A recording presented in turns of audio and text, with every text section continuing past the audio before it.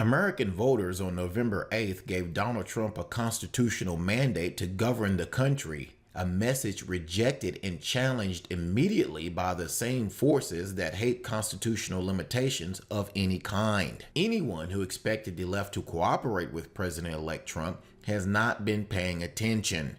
Rejected at the polls, progressives took to the streets with new slogans and a new mythology to undermine not only Donald Trump's agenda, but his legitimacy as well. Majorities of voters chose Clinton, screamed a Planned Parenthood banner headline 2 days after the election. The theme has been used by many Trump opponents to challenge the legitimacy of his election. It's like a Cleveland Indians baseball fan yelling that his team won a majority of the runs scored in all 7 games. Well, sorry, but the Cubs won 4 of the 7 games, and that's how the World Series is decided. Trump won the Electoral College vote, and that's how the presidency is decided under the Constitution. However, as a matter of fact, Hillary Clinton did not win a majority of the popular vote. Her opponents did. Clinton won 47.7% of the popular vote, not 50% plus 1. That means that 52.3% of the voters supported someone else as president. If you add McClellan's anti-Trump's 0.3% to Hillary's 47.7%, that still only equals 48% and short of the 52% anti-Hillary vote when you add Gary Johnson's 3.3% and Jill Stein's 1.0%. Sorry, Juan Williams, but Hillary lost the popular vote. Get over it.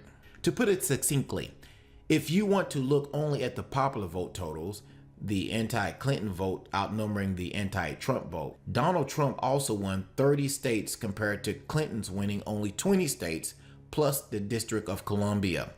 Trump won 24 of his 30 states by more than 50% of the votes, while Clinton won only 14 of her 20 states by only 50%. If you need more evidence of voter support of Trump's mandate, consider the other national election held on November 8th, the election of 438 members of the United States House of Representatives. Republican candidates won some 3 million more votes than the Democratic candidates did and retained the majority control of the body. Now, the street demonstrations against President-elect Trump are not merely a temper tantrum by sore losers who were expecting a different outcome. Those street protests are a foretaste of what is in store for the country as we slide toward a third world status in third world politics. These street protests against Trump's victory are not simply emotional outbursts by spoiled children. They are the first stage of an organized progressive campaign to first delegitimize Trump's mandate and then derail his policy agenda. The left hopes to transform the heckler's veto of free speech